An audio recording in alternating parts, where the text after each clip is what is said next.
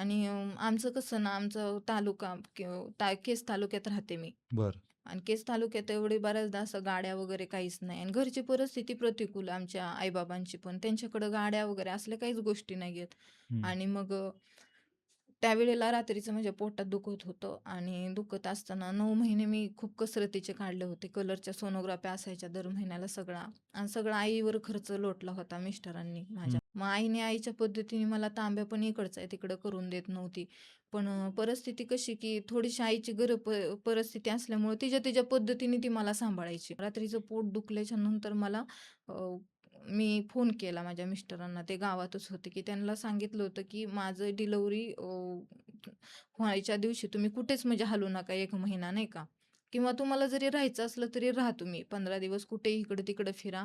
पण माझी जी वेळ आहे ना, त्या वेळेला तुम्ही जागेवर थांबा. कारण आई-बाबांकडे गाडी वगैरे नाही आणि मला खूप भीती वाटते. कारण माझं पहिलं पण सिझरिंग झालं होतं हं. आणि मला दुसऱ्या पण डिलिव्हरीला सिझरिंगच होणार होतं कारण जुळे सांगितले होते. हं. आणि मग ते झाले रात्रीचं पोट दुखायला. मला नाही नेलं त्यावेळेला. आणि मग 9वा महिना कंप्लीट होऊन पण 2-4 दिवस मी तसाच दम काढला. पण मला सहन नाही झाल्या त्या गोष्टी. पोटात दुखायला लागलं. मग हं. असा विषय झाला संध्याकाळच्या वेळी. सकाळ झाली. हं. सकाळ झाली मग तर जास्तच असं पोट एकदम माझं हं. फुगल्यासारखं झालं जास्तच. हं. आणि मग सहनच होईना गेलं. मग मला आईने निर्णय घेतला. आईने लगेच ते रिक्षा वगैरे बोलावलं. आम्हाला नेलं. नेल्याच्या नंतर तिथं पण नेऊन मला ठेवलं तिथं सोनोग्राफी वगैरे केली. तर सोनोग्राफी समजलं की बाळ गेलंय माझं. बरं. बाळ नाही राहिले. हं.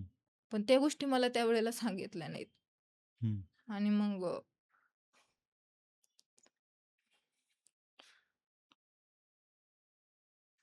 तिथून ते बाळ माझं नाही का गेलं एक. ते डॉक्टर म्हणले गेले, पण मला त्या गोष्टी समजल्या नाही. मला आतमध्ये नेलं. हं. सिझर केलं माझं. हं. सिझर केल्यावर एक एक वाचलं.